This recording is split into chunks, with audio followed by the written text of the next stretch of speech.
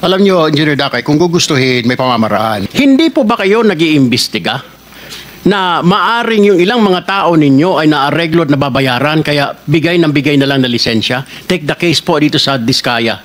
3 na po ang kumpanya, isa lang may-ari. Pag na blacklisted, apply. So ibig sabihin po ba kung may kumpanya ako, mabablacklist, gagamit lang ako ng ibang pangalan, mag-a-apply ako, pwede na naman. And then I can apply again, same project or same agency, kahit na blacklist ako ng DPWH. Siguro sa mga maliliit, pero kung mga malalaki na kagaya nito, wala ho kami naririnig.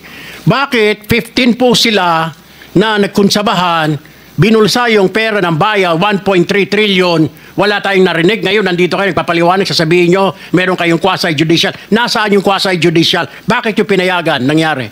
2022 hanggang 2025, 3 years, engineer. Wala kayong ginawa, hindi nyo kinansila yan. Isang kumpanya, tatlo pa.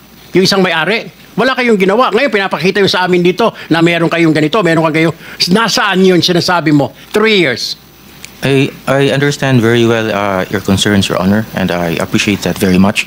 However, PCAB does not play any part in the implementation of the project. I'm not saying part of the implementation. Yung pag-apply lang engineer ng license. Kasi pag na-blacklist yung... Gano'n naman ho, hindi nyo ba alam na gano'n ang kalakaran ngayon? Or you don't have any idea? Na pag na-blacklist itong kumpanya na ito, gagamit ng ibang kumpanya o magbubukas ng ibang kumpanya. Alam niyo ho ba yun? Hindi. You know that, right? We hear that every now and then, Your Honor. You hear that, but you don't investigate.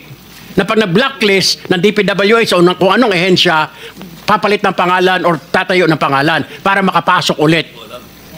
Actually, Your Honor, when a company is blacklisted by any government agency, then we actually suspend their licenses. Well, hindi ko maintindihan na engineer, wala naman po na suspend sa 15 na yan eh, di po ba? Wala ako hindi ko alam kung nagtatanga-tangahan kayo, hindi nyo alam trabaho, o natapalan lahat ng mga mata ninyo ng salapi, kaya ho ganon.